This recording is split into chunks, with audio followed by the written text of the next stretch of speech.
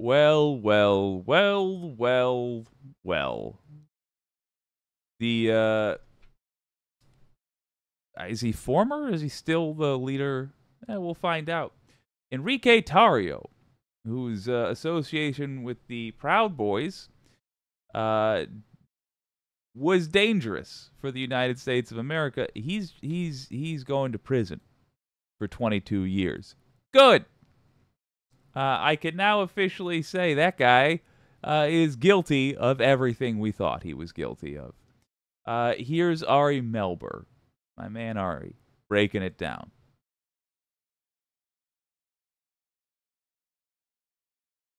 Breaking news in the last few moments, a judge handing down a extraordinarily stiff and historic prison sentence for insurrectionist and Proud Boys leader Enrique Tarrio. 22 years in federal prison. That is now, as of today, the longest prison sentence associated with the January 6th insurrection. It reinforces how these sometimes slow wheels of justice do keep turning. Tarrio was convicted in May. With this sentence, he joins roughly 600 total individuals convicted of crimes related to the storming of the Capitol. Over 1,000 charges, others await trial. Those are all for the people who were on site. The new RICO indictments are also the first charges against Trump aides and political elites who were not primarily at the physical insurrection itself. They stand accused of related crimes and plots with the same overlapping set of goals. Steal the election. Okay, we going back just a bit. So here's the deal.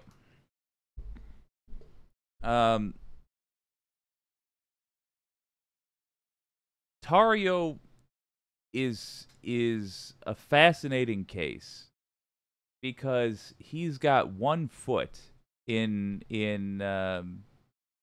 either backyard. He is both somebody who you could consider to be the muscle of the insurrection, but also he wasn't physically there. He was the leader of the Proud Boys, who were one of the divisions of brown shirts that we had to deal with, and that overran the handful of Capitol Police that were there to guard democracy, because Trump didn't want democracy very well guarded. I say that's an opinion.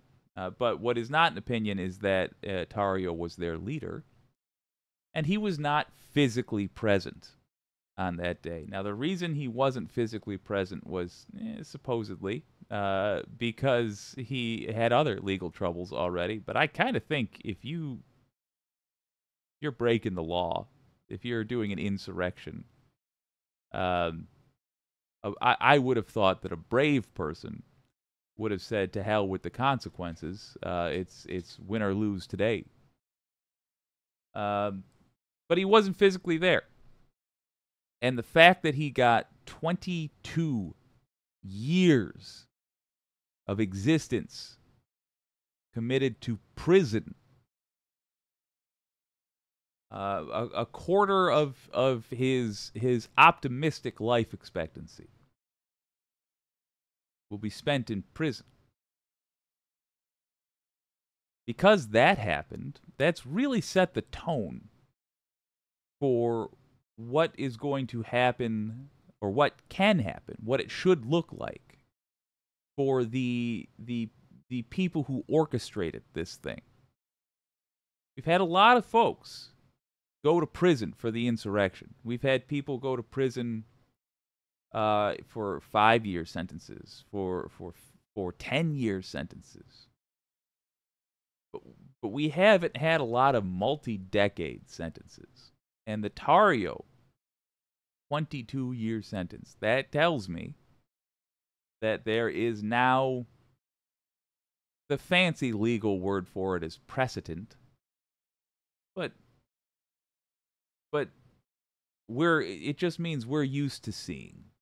We're now used to seeing. We've now had an example of the people that orchestrated the insurrection getting handled seriously, and as seriously as they deserve. And I think it helps that this person was a bit of a clown. He was the leader of a ridiculous organization. But I think that can only be good as far as a sign of things to come.